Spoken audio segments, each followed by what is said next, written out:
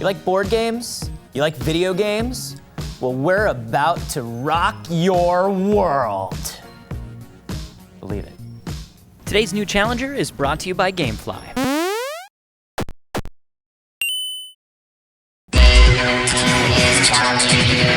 Hey, welcome to New Challenger. I'm Anthony, and lately I've been kind of getting into tabletop games. Like, I'm really into board games lately. I'm not quite like Dungeon Master ready at this point, but I've been diving into some stuff like Catani and Ticket to Ride, and something I've noticed is that a lot of these games have digital adaptations, so I'm wondering which way I should go when I buy a new game. So to help me pick out, I've got Talbott and Max Wink here. They just recently reviewed Magic 2013 for the iPad. On App Judgment. On App Judgment. And so you guys are going to lead me through some of the best board game to video game conversions and let me know which ones I should buy. Yep, that's the plan. Yeah, so first off, let's start with Magic the Gathering. Yeah, totally. So I actually never played Magic before the digital version came out, but you have. It was one of my favorite games, like just growing up in my childhood, and I loved playing it. Even went to a few Magic tournaments, which is like super nerdy secret. You were like a deck builder and stuff? I built the deck and all that stuff. So here's my question.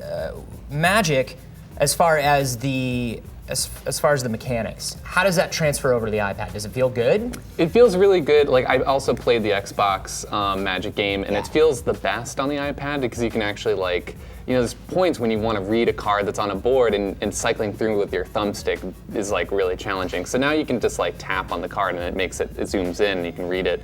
I can so it works say really well. As far as the difference between the Xbox and the iPad or iPhone version is a lot better because you can scroll through things, and the digital version is awesome. Like the way you control the cards is a lot.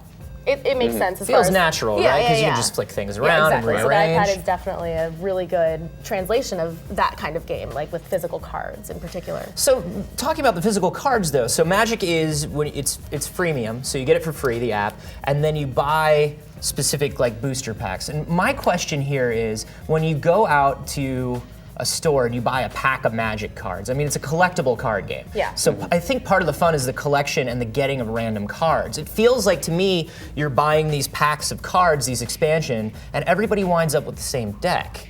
Well, yeah, because you can't necessarily you can't hold your deck and I didn't play Magic the actual card game, but I played shitload of Pokemon the card game. So it's the same kind of thing. Yeah. But you don't get to hold your deck and kind of marvel at all your things that you have and build your custom, army. Well, you can't get an advantage over anybody, right? No, exactly. Absolutely. The whole building your deck and kind of really hunting for cards and spending time designing your deck is a huge part of the game, the card game.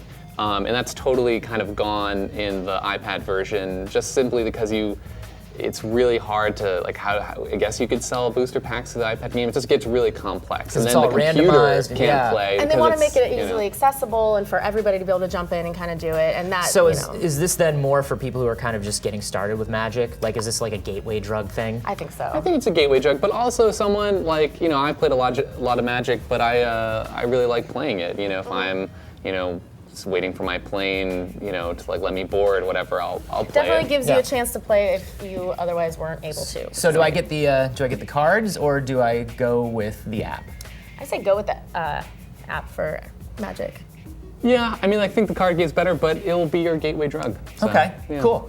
So here, the next one that you guys brought up is Carcassonne, which is something that I just played for the first time a couple weeks ago.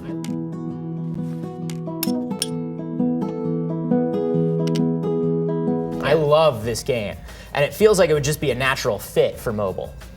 I think it's one of the best mobile games you can get, simply because it's the design of the game. It's so simple, and you're using tiles, so you're having a 2D board, and that you can just touch and move. It's perfectly designed for. So this is like a land grab game, right? Yeah. You're trying to build structures and cities, and there are kind of two components to it. Yeah. Well, so your points are based off of how many roads you have and how many cities you built. And I don't know. For me, I feel like it's a super oversimplified game. There's not a lot to it. Like you were saying, it's pretty much dominoes. Overall, if you think about it, really simple sense. And I feel like in the iPad version, it's a little bit draggy in that sense. I don't think it's as fun because it's so simple. One of the things that I like about it, I think, in terms of being a pass and play on a single iPad game is you're not worrying about cards, you're not worrying about managing your little dudes, and because there's no individual hands of cards, you're just picking the top thing off the deck, I feel like nobody's at a disadvantage. It just feels like it's kind of custom built to be really good on the iPad. Yeah. Well, it's really just not that different from the board game itself. It's like just, digital.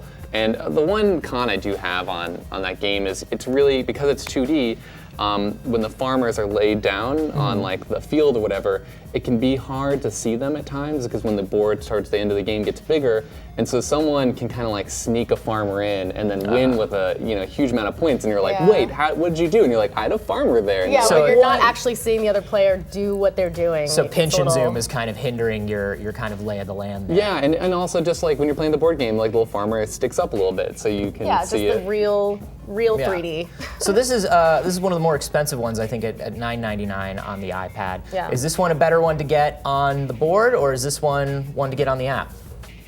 I think you're into the iPad one.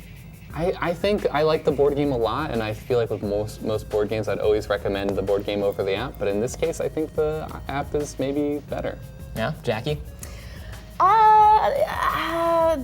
We'll go with the iPad. Yeah. That makes sense. Yeah, I feel like you just didn't like Carcassonne very much. So another one that has like tons of pieces like Carcassonne and is heavily multiplayer is Ticket to Ride.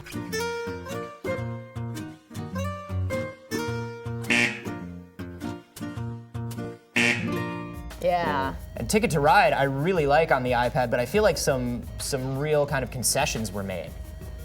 I feel like a lot of people who really like Ticket to Ride aren't going to really like the app. I feel like this one maybe, I could be wrong, but it could divide some like real big fans of the board game with like people who enjoy playing the iPad Well, I app. think in a general sense, people that are really hard board game specific fans are gonna naturally be like, oh, it's blasphemy to like put it, you're not putting down your trains and like actually building the routes. It's kind of doing it for you, and I think it makes sense. But I think there's also, speaking generally about all this stuff, sometimes you're at an airport, sometimes you're just like at the office, you're on lunch break, and instead of having to cart stuff around, it's kind of nice to have these. Ticket to Ride is kind of fun in that I like putting the little trains down on the board. It's fun like dealing with that like little it's very tactile. And the other thing I don't like with pass and play on a single device especially is the ability to just kind of look at what everybody else has. That's the thing, is you can see basically what everybody has as far as what kind of trains they have, and you can kind of predict where they're going to be going next,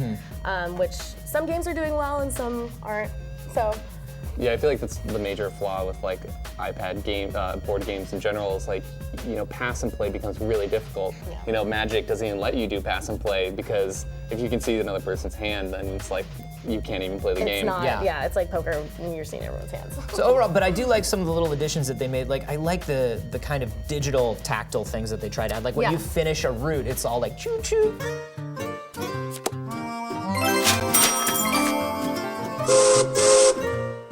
I love the animation, the sound effects, the fact that when you long tap, it shows point A and point B, so you know exactly where you need to go.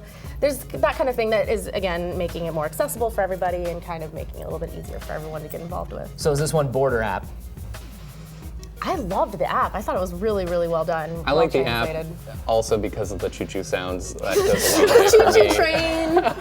Awesome. So, okay, these are a great start, but the best is yet to come. We're going to have Jackie and Max's 2 favorite board-to-video conversions in just a moment. But first, I wanted to thank Gamefly for sponsoring today's show. Gamefly is the largest online video game rental service and offers you a choice from over 8,000 new and classic titles across all consoles and handhelds. With plans starting at just $15.95 a month, Gamefly members can rent 1 to 4 games at a time, keep them for as long as they like, and when you're done playing a game, you just send it back, and Gamefly will send you the next available game on your list. And Gamefly members now can also play hundreds of PC games for free with unlimited PC play.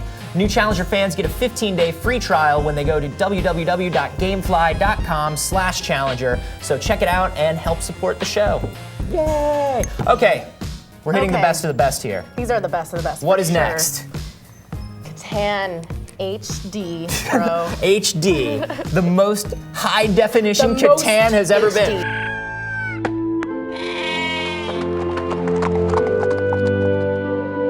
So Settlers is a huge game. This is like a crossover smash, and it's on all kinds of platforms now. Like you can get it on the Xbox, you can get it on PC. I originally had it on Xbox. I just played it on iPad recently. What is cool about the iPad one? Well, I mean, again, it makes it really easy to understand what's going on and to, like, if you don't have people that, if you want to play the game, you don't have people to play with, that's fine because you can just get robots in there, and that's great. I just think it's the best game ever. Like, it's so good. Yeah, and that's why I like it too. Like, the game is such a good game, and I actually really don't like the iPad app much at all. I think the iPad version, the artwork just kind of bugs me. The music is fun, but like, I think the only reason like I own it and would recommend it to someone is because you can play with just 2 people. Yeah. But it's pretty good. Like, there's a lot of good aspects because it's such a good game, though. Here's something that I'm wondering about. Like, digital versions of Monopoly, there are things that like you can't do in Monopoly digitally. You can't be like, hey, listen, if you let me be on this space rent-free, you know, maybe next time you cross around. So Catan, a lot of it is trading, right? Yeah, so my issue with a lot of this is like, you know, okay, I understand there's rules and we like following rules, except you kind of want to fudge them sometimes. And you kind of want to be able to, like you said in Monopoly, like kind of do something that's maybe not in the official rules. Yeah. Same thing with Catan, like you want to trade with people, that is like really bad. The way that they do the trading system is just awful. Yeah, because you have, like, so this prompt comes up, and it's like, you select your resource, and that's fine, okay, that makes sense. I want this one for that one, and you say send, and then it sends it to everyone, and then they have to, even if they like your offer, they click accept, and then you get another prompt saying, do you accept their exception of this offer? And it's like, well, why do I have to do that? That's super weird. It's really strange, and that's with another real player where I was playing with AI and I'm trying to trade with the robots and they just never will accept my offer. It's like, come on, dude, I'm giving you a good deal. I want a sheep, you want some bricks, let's do this. Let's do this, sheep for bricks. Come on. We've been doing it since the dawn of man. Yeah. Fair trade. So are we saying board on this over the app? I would say with the board. I would too. Yeah. Also, just like it's way better on the board. If you have a whole bunch of people, some friends gathering around, it's like so fun, and then you can get really competitive with the trading. Yeah, absolutely. Awesome. So this is funny. We've come to your top pick. And this one is hilarious to me because it's like completely different from all these other games. We're talking about things like Magic and Carcassonne. Like, these are game nerd games. Yeah. But your number 1 pick was Scrabble. For a reason. Not just because we love so Scrabble. bad at it too. It's not because we're great or love player. it. It's just because the translation into digital is pretty perfect. It's flawless. Yeah, the fact that they have one single device for the board and you can use your other device for, like, you know, your tray of letters. Yeah, the tile rack. It's a perfect solution for a lot of these pass and play issues that we have. Yeah, because you have to hide your tiles. Like, that's literally the only challenge they faced when creating this iPad game. And you know, if you put the board on the iPad and you have your iPhone or iPod Touch, whatever, as your tile rack, it's great. Yeah. Now, see, but you don't have to do that. You could do pass and play if you wanted, right? Yeah, but it's still, I mean, that's because we're talking about like a $1,500 game of Scrabble now. This is like we're talking about like iPad and like 4 iDevices. But it's perfect. Otherwise, Right. All you need to play Scrabble faithfully on an electronic device is $1,600 to $1,700. and then you're It's good. really, It's excellent. it's a good deal. I do, though, also agree that, you know, like the boards, a lot of times in general, you want to be able to place little, you know, the trains down and like have the tactile things. But with Scrabble, I feel like it's not the same with that. Like, I don't really care about actually putting the letters down and spelling out a word. Like, I feel like organization of Scrabble pieces is the most annoying part of Scrabble. I agree. So they have automated the part that And when they get isn't crooked, fun. I get really Oh my annoyed. God, I'm so OCD. Like, line those squares up straight, but they're always a little off and like. On the iPad? Oh, Well, I mean, it's now- so, Perfect. so So good if straight. you have OCD and a lot of money. Yeah. Well, there you go. So Scrabble, best ever for just game nerds, and also if you have like some mental issues potentially. Thank you guys so much for sharing your picks. Hopefully this was a help for anyone out there that's jumping into the board game scene like I am.